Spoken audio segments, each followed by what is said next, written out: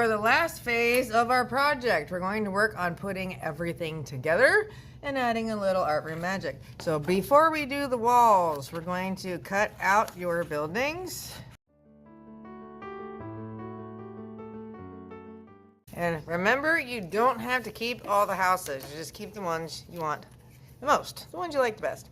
And we have to think a little bit about placement of your houses.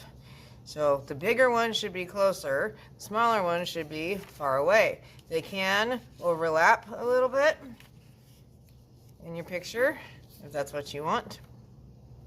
Just we don't want to do bizarre things like this. If I put this house here, it's going to look like the house is stuck in the tree. That isn't a good plan. So maybe it falls off the page and I'll cut part of it off later. That would be fine.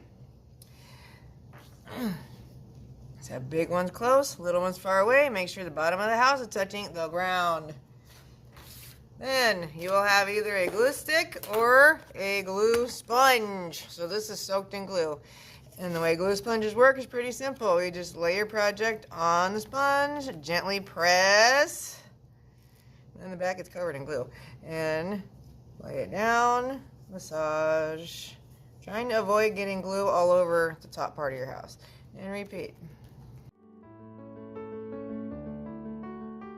Notice there's no tree coming out of the bottom of this house. So that one that's hanging over, not a problem. I'll just cut off part of it. No, I could use the part I cut on a different part of the picture. Could take this piece and set it over here. So it's not going to waste. All right, pressing firmly to make sure they're attached. Done with glue. Now we're doing magic with walls. We will have markers. And you're going to have a light side and a dark side. You're probably thinking, how do you make a light side with markers? Well, what we're going to do is take one side and color it like normal. I recommend you trace it first. Try not to drag markers through wet glue. That would be a bad idea. So that side is the dark side. I colored it normally with the marker. And on the other side, I'm going to just trace the square and then do some magic. You will have a tiny brush and some water, and you're going to turn your marker into paint. So if you look, I'm hitting the edges and then pulling away, and it is turning into paint. This only works with water-based markers. It will not work with Sharpies. And I can repeat that on another house using a different color. This is why we use crayon for our first step.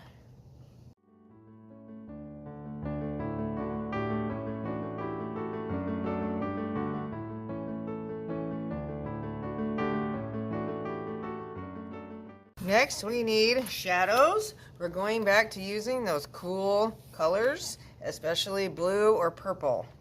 And you're going to be consistent with your shadows. So your shadows are either going to go down to the left or down to the right.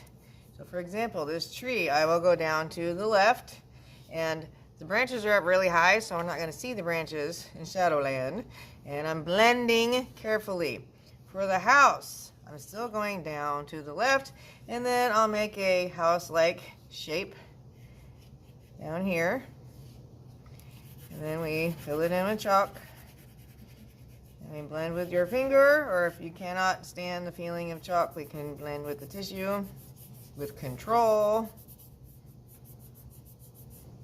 So I'm trying to keep the lines clean. All right, this house, I'm going away, kind of bumping and jumping over the tree. If you accidentally get chalk somewhere you don't want it, you can erase.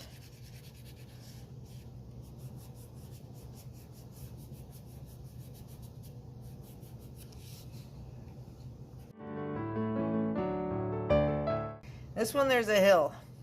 So when I add the shadow, it has to stop at the hill.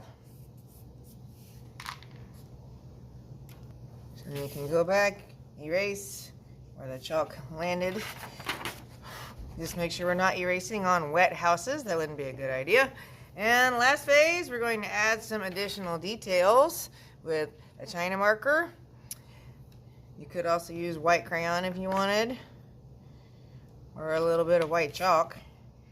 You can add, a little bit of snow on branches and blend very carefully.